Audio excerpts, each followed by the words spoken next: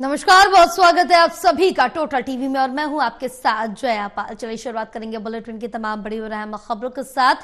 पानीपत दौरे पर रहेंगे शिक्षा मंत्री महिपाल ढांडा। जनता दरबार और गुरुद्वारा चुनाव पर चर्चा करेंगे। जनता दरबार लगाकर सुनेंगे लोगों की समस्याएं। तो बड़ी जानकारी आप तक पहुंचा रहे हैं, जहां जनता दरबार लगाकर लोगों की समस्याएं, लोगों की परेशानी सुनेंगे और उसके बाद उसके निस्तारण का समाधान का भी निर्देश जारी करेंगे। तो पानीपत दौरे पर रहेंगे शिक्षा मंत्री महिपाल ढांडा। जनता दरबार और गुरुद्वारा चुनाव पर चर्चा करेंगे, क्योंकि अब जिस तरह से देखें कि गुरुद्वारा चुनाव को लेकर लगातार हरियाणा में भी जो सरगर्मियां है वो तेज देखने को मिल रही है, जिस भी जनता दरबार लगाकर लोगों की समस्याएं सुनेंगे। हमारे साथ एसोसिएट एडिटर देवेंद्र कथुरिया जुड़े हुए हैं और ज्यादा जानकारी लेंगे।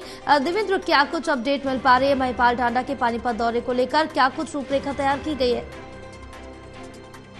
देखिए जया, वैसे तो महिपाल ढांडा पानीपत के रहने वाले हैं। चूंकि मंत्री हैं तो कहीं ना कहीं वीकेंड हो, संडे हो, प्रोग्राम चलते रहते हैं। पूरे प्रदेश के शिक्षा मंत्री हैं तो वैसे घर आते हैं, लेकिन चूंकि कार्यक्रम के सिलसिले में उनको बाहर भी रहना पड़ता है। अब पानीपत में आज मंत्री बनने के बाद संभवतः शायद दूसरा है, मेरे को लगता है खुला दरबार लगाएंगे। 3 घंटे तक लोगों की समस्याएं सुनेंगे।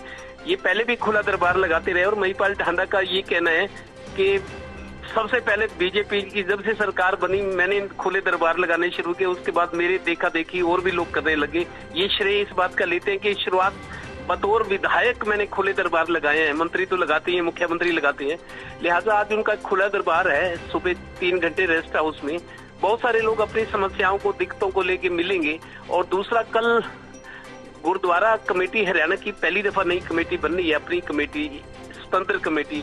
उसके लिए कल मतदान होना है 19 जनवरी को। तो चूंकि सुखबीर बादल जो पंजाब के उप मुख्यमंत्री रहे हैं, एसजीपीसी और श्रोमणी अकाली दल को चला रहे हैं, प्रकाश सिंह बादल के बेटे प्रकाश सिंह बादल का तो स्वर्गवास हो गया, पार्टी को भी संभाले। और धार्मिक बॉडी जो एसजीपीसी है, अकाल तख्त सिखों की जो सर्वोच्च संस्था है, अब हरियाणा की अलग कमेटी बनी तो बादल ने भी अपने उम्मीदवार खड़े किए हुए हैं हरियाणा में। इसलिए बीजेपी भी चाह रही है कि हरियाणा में उन उम्मीदवारों की मदद की जाए जो बीजेपी विचारधारा के है या जिन्होंने चुनाव में बीजेपी को वोट एंड सपोर्ट किया है। तो उस वजह से भी महिपाल ढांडा का प्रभाव तो है ही।